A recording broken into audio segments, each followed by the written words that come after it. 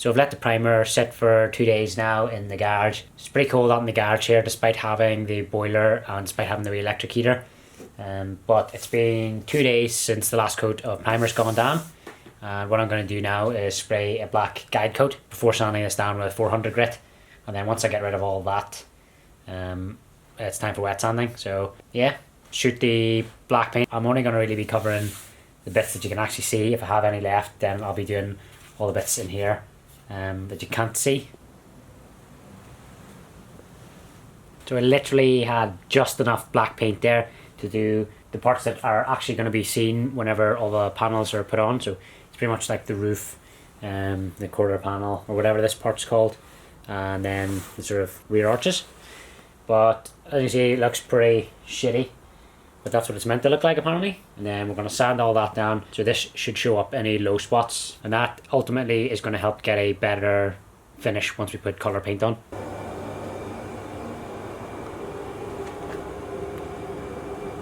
So that's the whole base or body of the car, primered, and it's been sanded with 400 grit. This job was made a lot easier by Big Dave lending me a sanding block and getting me onto these type of sanding pads. So these Abernet sanding sheets are 100 times better.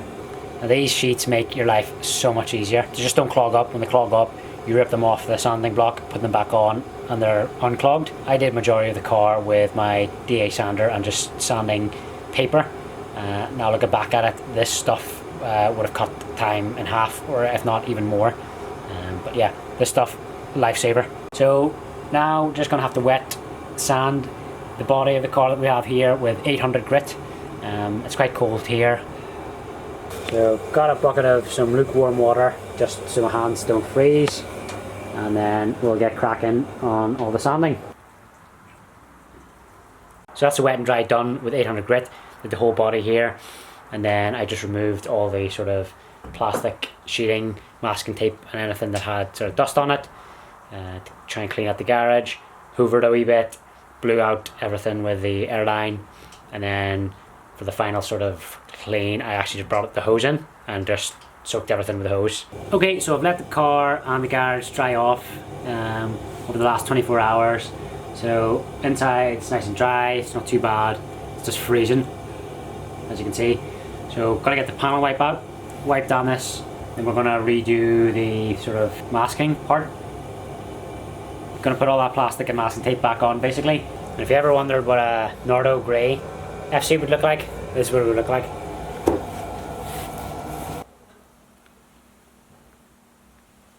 Anyway, gonna finish off wiping down the whole car with panel wipe, and after I'm done being an absolute glue bag, we're gonna mask up the car. So got a big roll of this plastic sheeting. Got this off eBay, I think it was about £25 posted. This is about 50 meters, it's either 50 meters in length or 25 meters in length, can't really remember, and about 4 meters wide. Dirt cheap stuff. So we'll throw this on, we've got cheap masking tape there, and we'll mask it up as I did with primer. So this is quite simple, we're just putting masking tape, the sticky side facing out the way, and then we're going to stick the plastic over. Getting through it rightly, and obviously we've got the supervisor, making sure we do everything right.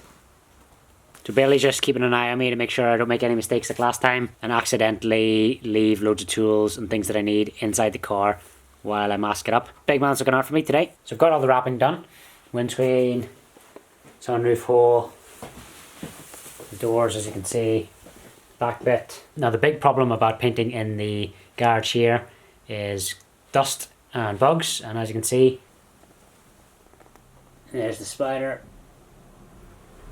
So as you can see, you've got wee buggers like that. They're going to be crawling all over the paint when wet. So there may be a wee bit of bug marks on the paint, but it should do. I'm not looking for a show car finish for a garage spray job. I think it's going to turn out pretty good. So I'm on my way down to Coach Finish.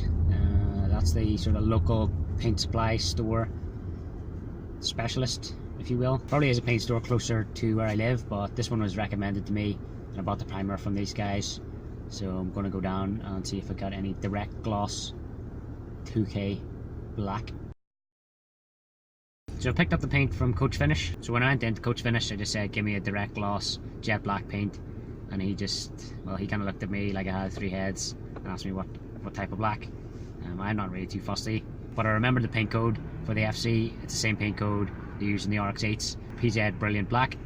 He mixed it up literally in and out, less than 10 minutes I think. So we've got 5 litres of paint, 2.5 litres of hardener. The lad in the shop said it's a 2-to-1 ratio for that, so that mixes up 7.5 litres of paint. Should be well enough to paint the FC. Driving here, stuck in traffic. There's a guy in front of me here with a number plate that actually says Yasser. It literally says Yasser on it. I don't think you can see. Not gonna get close enough. Didn't get close enough to see it on the video, but you know the wee small writing underneath the actual number plate registration? It said Yasser. So I'm pretty confident it's going to turn out pretty decent. Now we opted for the direct gloss paint rather than base coat and clear coat, purely on the basis that it should be easier. It's quite hard to spray metallic paints, and it's going to be cheaper because if you're doing metallic base and then a clear coat, you're buying 2 different types of paint. You're doubling up your actual materials, and like I said, it's just harder to get a good finish. So the direct gloss is ideal for someone for my level. So not too much action on this video, but as you can see, the car is ready for colour paint. So it's been a long slog, a lot of sanding. All the dirty green stinking paint has been whapped off. It's been painted in primer. It's been sanded down with 400 grit. It's been wet sanded with 800 grit. Everything's masked up, ready for colour paint. We've bought colour paint. So again, like I said, PZ Brilliant Black. That's the standard Mazda black, or I shouldn't say standard, that's the original FC black. It's the same black that's used on the RX8s. So it should turn out nice. So just need to wait for a day that I'm off work all day to shoot, because I need to shoot probably 3 coats of paint, and in between each coat probably going to take about an hour or so to flash off or dry off, just because it's so cold here. So hopefully next time I'm free, that's what we're going to be doing.